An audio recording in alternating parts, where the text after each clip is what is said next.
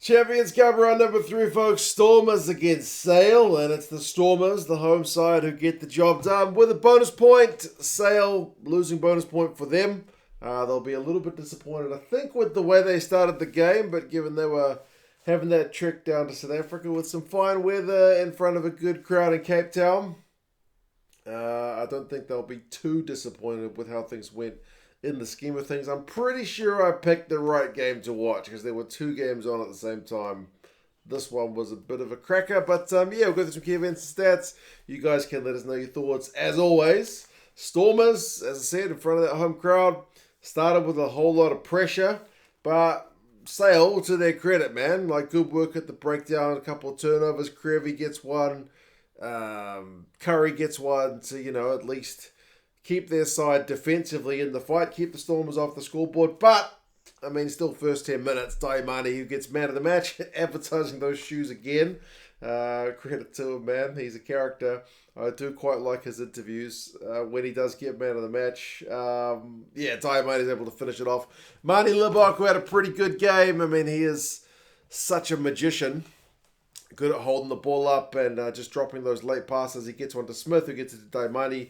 Great hands all round. So 7-0 to the Stormers. Pretty deserved lead given how much pressure they've been putting on early. But then Dion Farid gives away a penalty, not really listening to the ref, which is kind of uncharacteristic. He thinks the ball's come out the back of a ruck, but the ref says it's still in there. The ref had said no, no, no. So it's a good chance for Sale to get themselves up the field, but they mistouch. So a little bit guilty of kind of not taking those chances when they were there because they hadn't had bugger all going on up until that point. Stormers scrum starts getting the upper hand, but then Smith, the big lock, gives away a bit of a soft one with an attempted clean out where he doesn't attempt to wrap any arms and it's just a shoulder charge. So, yep, that's a chance for the Stormers that kind of goes a begging. But it doesn't really matter because Sale were under pressure. They get that penalty, which is potentially a relieving penalty. But Rob Dupree's clearing kick gets charged down by Hartzenberg, and it is try time on 23 minutes. So 14-0, really, really poor exit from Sale, just so slow.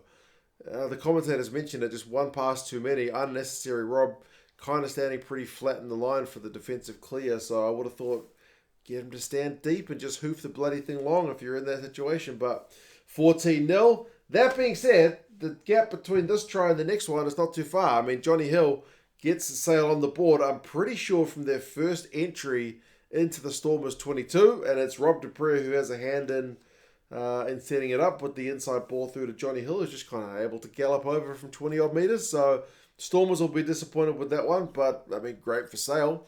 Red zone efficiency in that case is pretty good. So 14-7 is back to game on. Daimani's getting himself into some more space, beats a couple of tacklers, big line break, but Alex Wills, the winger, is able to kind of pinch the final pass. He said in the post-match interview that he was going to go for the corner, but he got the call to pass back inside, so the pass let him down. But it didn't really matter because the Stormers were able to force a breakdown penalty from Wills on the intercept, and then from that penalty, they go for the line out, they go for the maul, they get it out to the backs, quick hands, Herschel Yankees, Duplessis, Libok, and then Zas through the gap, 21-7. Every time the Sale guys, so at least they've only done it once, but every time they look to get back in range, the Stormers would just kind of push it back out again. Willems kicked a nice 50-22, but then couldn't do anything from it. Sale, a few minutes later, had a nice exit play. Vaianu with a nice line break. He was probably their most dangerous looking player, ball in hand. A dink through meant Willems tracking back, had to kick the ball dead, basically. So a 5-metre scrum opportunity for Sale. Is it their second time in Stormers 22? Quite possibly. They were not down the Stormers 22 much, but that led to another penalty, a 5-metre tap, and Augustine Krevy has a real knack for burrowing over from close range, and he does it here. 5 metres out, they get him over. So 21 points to 14. Not a bad return for Sale. Given how many kind of, as I said, red zone opportunities they had, they took the most of them. So possession and territory are pretty even, but slightly with the Stormers. The Stormers have had more run meters, 147 to 101. Defenders beaten as 15-5, but penalties conceded as 5-2. So Sale is kind of leading a negative category and not many of the positive ones, but their breakdown work's been good. And as I said, when they've had chances down the Stormers' end, they've been scoring them. Second half, Stormers start with a heap of ball, but nothing much doing. And Sale ended up getting a penalty at the breakdown, so they opt for 3 points and kick it. So 21 points to 17. Starting to look a little bit hairy for the Stormers. Just that little bit of kind of creeping doubt about this one. But then, Sale's scrum starts being a bit more competitive as well. They get themselves a scrum penalty, kick for touch. But crucially for them, and I think this is maybe a turning point for the match, after having just won a scrum penalty, got themselves within striking distance on the scoreboard with their earlier penalty, they lose the line out. They lose the line out. From losing the line out, the Stormers don't just hoof it clear. They go the blind side, Hirsch-Yanke's good bit of decision making to Zas. Zas to Daimani. Daimani with the break and back to Zas, who goes over for the try. So 28 points to 17. Bonus point try. Turning a moment of potential being under pressure to a moment where you're standing under the opposition's goalposts. Like, a hell of a turnaround from the Stormers, that one. So with the bonus points secure, next time Stormers get a penalty, they opt for 3 points. Missed the first one wide, but a few minutes later, Libok is able to slot it. So 31 points to 17.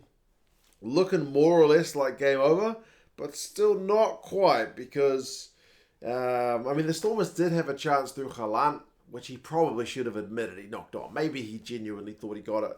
64 minutes, again, the Stormers, and I've got to give them credit, the Stormers do love attacking from their own half. They love chucking the ball around. It kind of keeps defences in two minds as to whether are we just going to sit back and wait for this kick, or do we need to be kind of more alert defensively?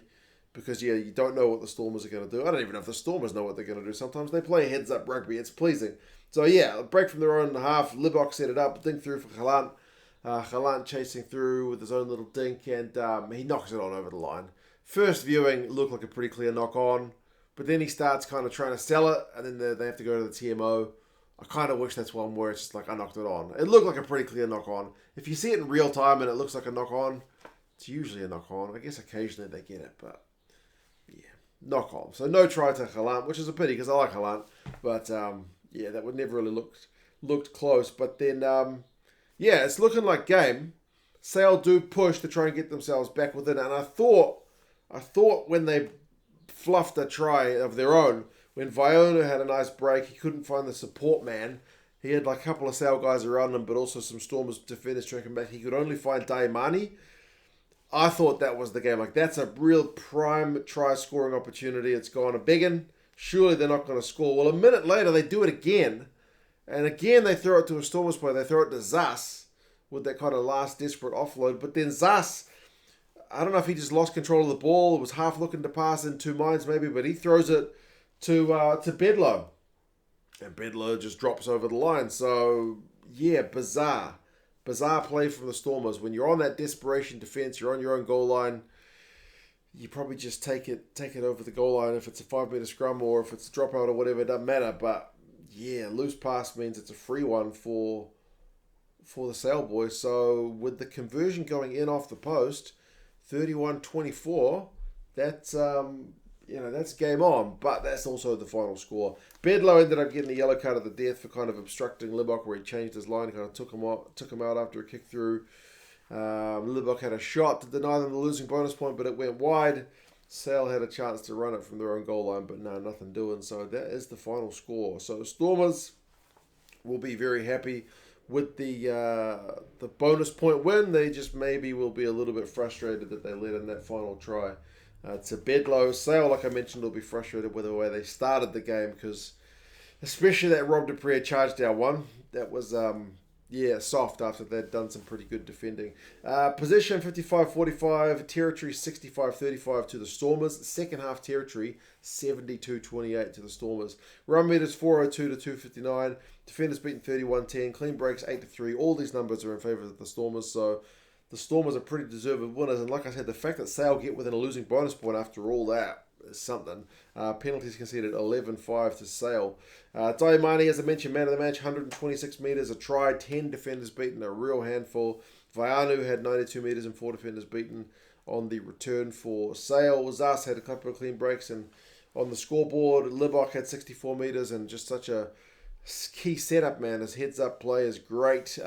Curry had 12 tackles. Faree had 11, so some defensive shifts from the guys we kind of expected to be at the top of the tackle count. So, yeah, Stormers are away to Stade Francais next to try and secure a spot in the next round. Sale are at home to La Rochelle. So, yeah, interesting times. I'm off to watch Toulouse and Ulster in a minute, but you guys let us know your thoughts on this game, and I'll talk to you guys again soon. See you later.